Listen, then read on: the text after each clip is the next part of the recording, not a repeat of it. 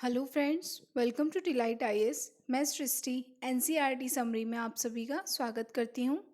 तो आज हम पढ़ेंगे इंडियन आर्ट एंड कल्चर में अपना प्रवृत्ति भित्ति चित्रण परंपराएं। ठीक है, जिसके हमारे विषय होने वाले हैं बादामी गुफा के भित्ति चित्र, पल्लव पांड्य चोल शासन के भित्ति चित्र, विजयनगर के भित्ति चित्र और केरल के भित्ति चित्र। यही भित्ति चित्र हैं जो बहुत ही प्रसिद्ध हैं, जिनके बारे में हम पढ़ेंगे। ठीक है, तो हम स्टार्ट करते हैं बादामी के भित्ति चित्रों से। तो बादामी की यदि हम बात करें तो ये बादामी एक गुफा को दिया गया नाम है। बादामी गुफा कर्नाटक में स्थित है, जिसको चालुक्य नरेश मंगलेश ने संरक्षण प्रदान किया था। यह गुफा विष्णु को समर्पित थी, इसलिए इसको विष्णु गुफा भी कहा जाता है। ठीक है, इसके नाम विष्णु गुफा के नाम से इसको जाना जाता है। इस गुफा में के चित्रों की विषयों की यदि हम बात करें तो इस गुफा के चित्रों में ज़्यादातर राजमहल के दृश्यों को दर्शाया गया है, अर्थात राजा नृत्य नृत्य का आनंद लेते हुए दिखाए गए हैं, अपनी पत्नियों के साथ, अपने भाइयों के साथ, और राज दरबार का चित्रण किया गया है। भित्ति चित्र के बारे में यदि हम बात करें तो दीवार पर की गई पेंटिंग या दीवारों पर किए गए चित्र, बनाए गए चित्र, कलर से बनाए गए चित्र। ठीक है, आगे हम बात करें तो ये जो चित्र मिले हैं बादामी की गुफा से, ये शैली की दृष्टि से दक्षिण भारत में अजंता से लेकर बादामी तक के भित्ति चित्र परंपरा का विस्तार है। अर्थात जो बादामी गुफा में ये चित्र मिले हैं वो अजंता से लेकर अब तक चलते आ रहे भित्ति चित्र परंपरा का एक विस्तारक रूप है। ठीक है, आगे हम बात करें पल्लव चोल पांड्य शासन के भित्ति चित्रों के बारे में। तो पल्लव राजा महेंद्र वर्मन जो बड़े कला प्रेमी थे और कलाओं के संरक्षक भी थे, जिन्होंने 7वीं शताब्दी में राज किया था। ठीक है, तो उनकी ही देखरेख में ये कुछ चित्र जो प्रसिद्ध हैं वो बने हैं। महेंद्र वर्मन ने पन्ना मलाई, मड़ंगपट्टू और कांचीपुरम के मंदिरों का निर्माण करवाया तथा उनमें भित्ति चित्रकला का निर्माण भी कराया। पांड्यों की यदि हम बात करें, ये पल्लव राजवंश था। पांड्यों की यदि हम बात करें तो वो भी बहुत कला प्रेमी और स्थापत्य कला प्रेमी थे और कला के संरक्षक भी थे। इन्होंने तिरुमलाईपुरम की गुफाओं और सित्तान वासल स्थित जैन गुफाएं बनवाई थी और इन गुफाओं में चित्रण करवाया था भित्ति चित्र का, और ये भित्ति चित्रों का जीवंत उदाहरण देखे गए हैं पांड्यों के काल में। 11वीं शताब्दी में यदि हम बात करें चोल राजाओं के बारे में, तो चोल राजा भी कला एवं स्थापत्य के बहुत ही प्रेमी थे, स्थापत्य कला के, और उनके काल के जो भित्ति चित्र मिले हैं उनके सर्वोत्कृष्ट नमूने जो मिले हैं वो मिले हैं तंजावुर के मंदिर से, गंगईकोंड चोलपुरम से, दारासुरम के मंदिर से, और सबसे जो महत्वपूर्ण भित्ति चित्र मिले हैं, बहुत ही भव्य और शानदार जो चित्र मिले हैं, वो वृद्धेश्वर मंदिर जो तंजावुर में है वहाँ पे पाए जाते हैं।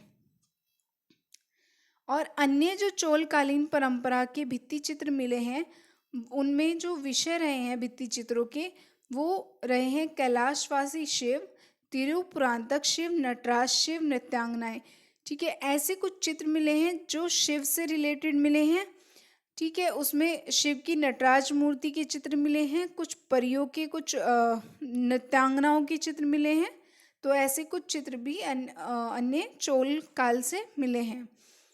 आगे बात करें हम विजयनगर के भित्ति चित्रों के बारे में, तो विजयनगर में एक अलग शैली देखने को मिली है भित्ति चित्रों की, जहाँ पे हम्पी में विरूपाक्ष के मंदिर के मंडप की भीतरी छत पर अनेक चित्र पाए गए हैं। यदि हम बात करें इनके विषयों के बारे में, तो ये विष्णु के अवतारों का भी चित्रण करते थे। और यदि हम बात करें इस कला की, इन चित्रों की भित्ति चित्रण में, तो ये ऐसा नहीं कि ये विकसित हो चुका था, इस कला को विकास होने में इसके कई वर्ष निकल गए और बहुत ही अभ्यास के बाद ये कला उभर कर आई। ठीक है, इस कला में कुछ अलग चीज़ें देखने को मिली, जैसे इसमें लहरिएदार सुंदर रेखाओं का प्रवाह देखने को मिला, आकृतियों में हाव भाव और अंगों प्रत्यंगों में लचक देखने को मिली। और इसमें यदि हम बात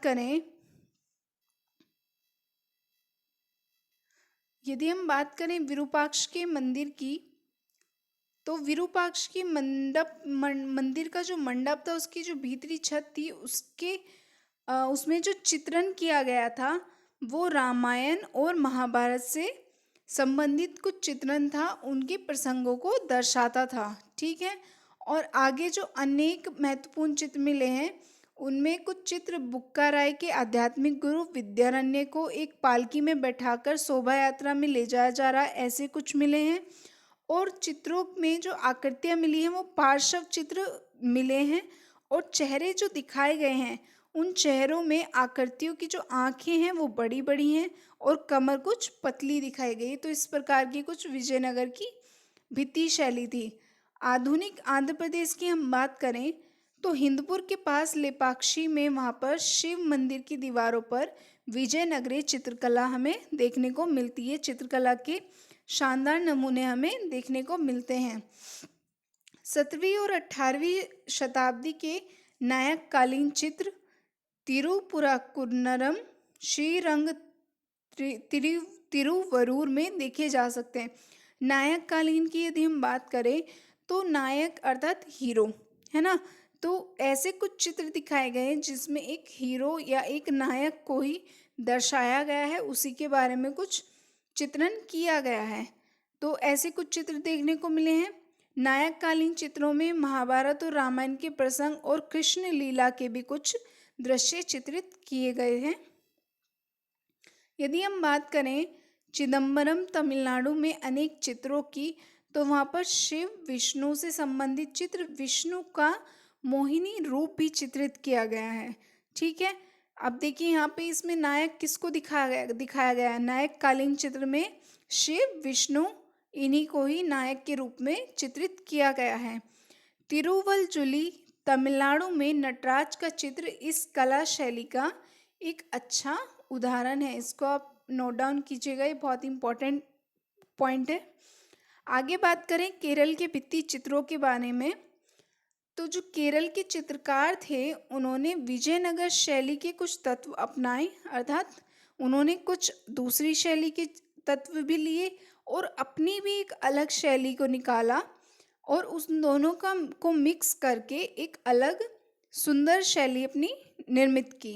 ठीक है। जिसमें उन्होंने कथकली, कलम एजेतु एक ऐसी परंपरा है जिसमें जैसे एक होता है, आप सभी को पता होगा, जब भी कुछ अनुष्ठान होता है या कोई यज्ञ होता है तो चौक पे एक रंगोली टाइप कुछ बनाया जाता है, उस चित्रकारी को कलम एजेतु कहा गया है। तो इस बात को भी आप ध्यान दीजिएगा। इन जैसी परंपराओं से प्रभावित होकर केरल भित्ति चित्र शैली का निर्माण किया गया है। तो कुछ ये कला शैली ली है और कुछ विजयनगर की कला शैली के तत्व अपनाए गए हैं और इन सब चीज़ों का मिक्स करके केरल की भित्ति चित्र शैली का निर्माण किया गया था। आगे बात करें तो विषय की दृष्टि से केरल के जो चित्र हैं वो शेष परंपराओं से कुछ अलग दिखाई देते हैं। परंपराएं अर्थात जैसे भी हमें पहले चित्र देखने को मिले हैं विजयनगर की शैली में, चोल, पांड्य और पल्लवों में उनसे कुछ अलग दिखाई देते हैं। इनमें हिंदू धार्मिक कथाएं तथा पौराणिक प्रसंगों को लिया गया है, अर्थात दर्शाया गया है।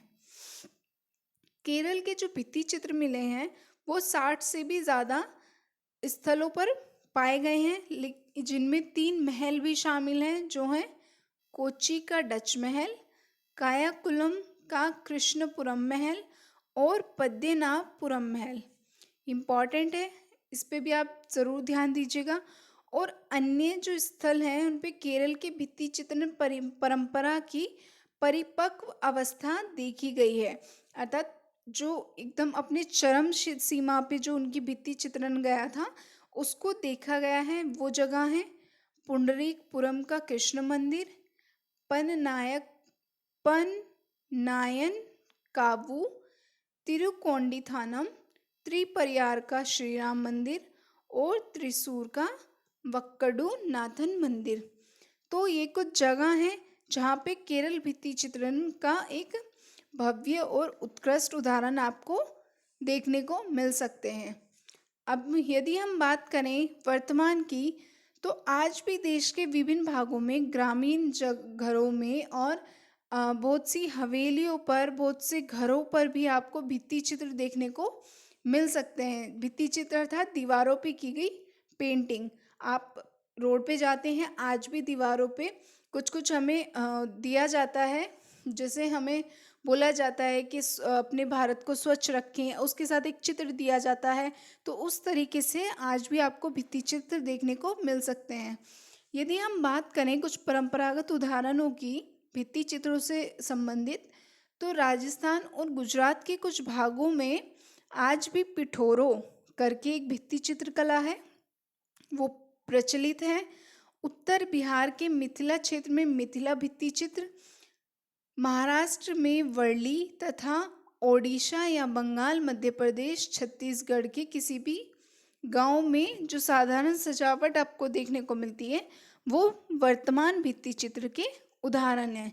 ठीक है, आप ये कुछ जो वर्तमान के उदाहरण हैं, जैसे कि पिठोरो जो राजस्थान और गुजरात में है, इसको ध्यान रखेंगे।